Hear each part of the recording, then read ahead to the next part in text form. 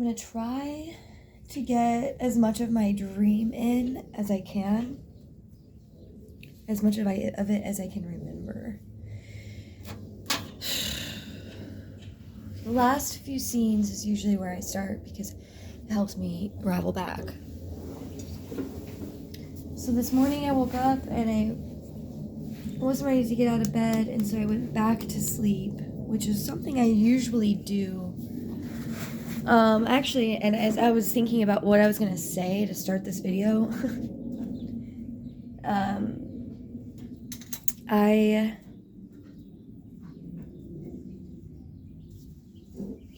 don't know. I don't want to get my mind too going far away from the dream because then I'll forget.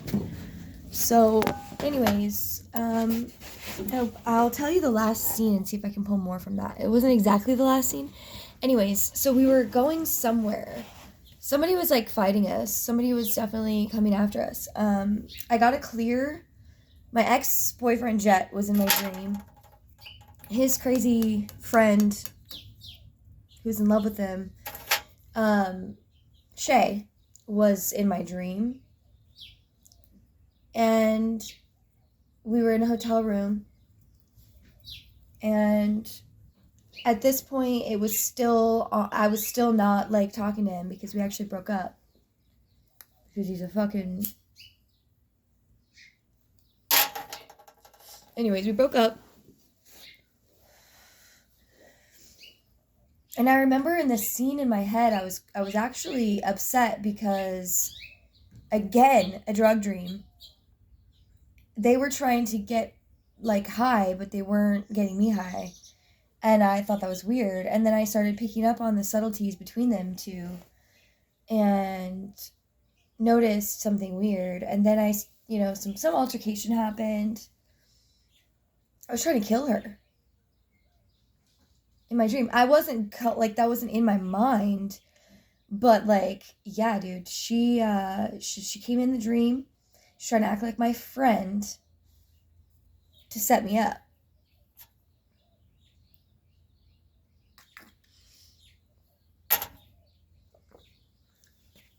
So back to this part. So I'm upset, and I think I'm at this point, I'm losing my voice. I can't talk. I can't express myself. And all of a sudden, like, I'm in my dream, I can feel like that, like me crying hysterically. I was crying about my parents. This is so deep. I don't know why this is so deep, but I was crying about my parents. And he gave me a hug in the dream. But I could feel it. And then I could feel his heart on my heart in the dream.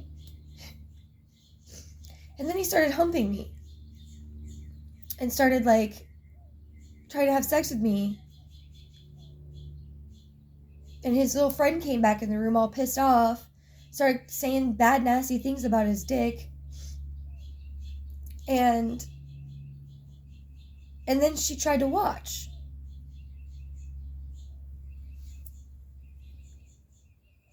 And then she tried to pull him into the other room, and I went after them.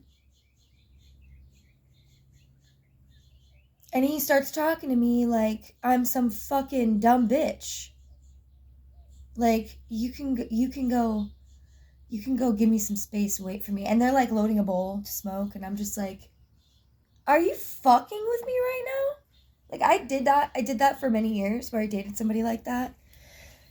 And yeah, and she just like had these huge red lips, and she was like looking at me and like doing these tongue things at me. And I was like, what the fuck? And like right before that scene, we were outside, and I can see the street in my mind. We went to take a left, and down the street there was, this is kind of reminding me of Maui. Anyways, so all of a sudden we're in a car. There's a black guy driving, which doesn't matter. Anyways, so we end up on, it's daylight, but now we turn left and we're in the dark now, and we're on like a dark forest road. and something happens and we crash, and now we are in a tree. And um and there's a a a suede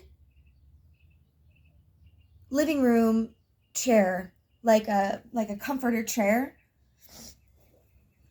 in the middle, sitting underneath, like underneath a tree. Okay, and somebody sat in the chair. Or no, nobody was sitting in the chair. The chair was empty. Okay, the chair was fucking empty in the middle of the um what's it called? Fuck. In the middle of the forest road on the dark, okay? There was a goddamn chair just sitting there. All of a sudden, I look over and somebody's climbing out of the chair, underneath the chair, like coming out from inside of the chair.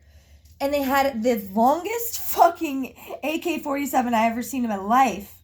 And she walks, she literally, this black lady jumps out of this chair with a giant AK-47 and shoots him in the fucking head. And it missed him. But then she comes looking at me and she puts it back. And it's like this lady's like putting this magic gun in an empty, like invisibly back into her pants. Like, and then we jump to the scene that I was telling you about before. Before all of that, it was like I don't know what these kind of dreams are because I've had them a lot. But I always have these dreams too when I don't know, dude. These are weird dreams. My subconscious is going through some shit. Oh, and that's the other thing. So another one of my friends, I was getting Gemini energy, right? The only Gemini friend that I have is Erica, my friend Erica, and we don't really talk a lot. And all of a sudden, I think it was my sister. My sister was in the dream. She was like, she's not going to answer the phone. And so we called her, and I was like, and she asked her, I'm like, hey, ask her, make sure she's okay. And she goes, actually, she's like, I can't talk right now. Something about shitstorm or shit something. Not good, or like it was a short little phrase that basically it was her saying, I need help.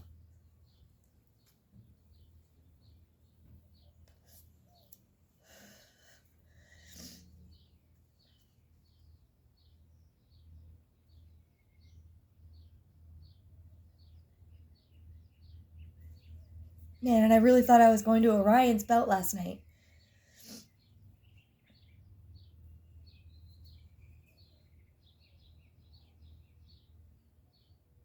I don't know.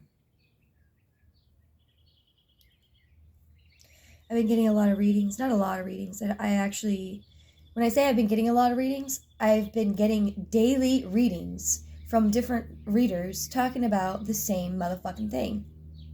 Talking about an ex that is has a friend that is obsessed with them and in love with them, who's also borderline personality disorder and also likes Sister of the Pot, and she's in love with him. So that's one. Then you got people who want to come at me because I know things that they don't, and for some reason, instead of just picking up a goddamn book and learning it themselves, or people are mad because I'm doing tarot and they do tarot too, and they don't know that it's cool to just get on and fucking do it yourself. I don't care about competition. I don't do things to be the number one. I do things to be number one for myself.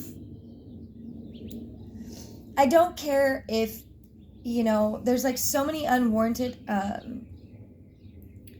like energies coming my way because I'm doing something for myself, and it's fucked up. And this is exactly why I choose to work in the field that I do, which is self-discovery and self-actualization, so that we can heal this goddamn planet. Because it's gonna happen one person at a goddamn time.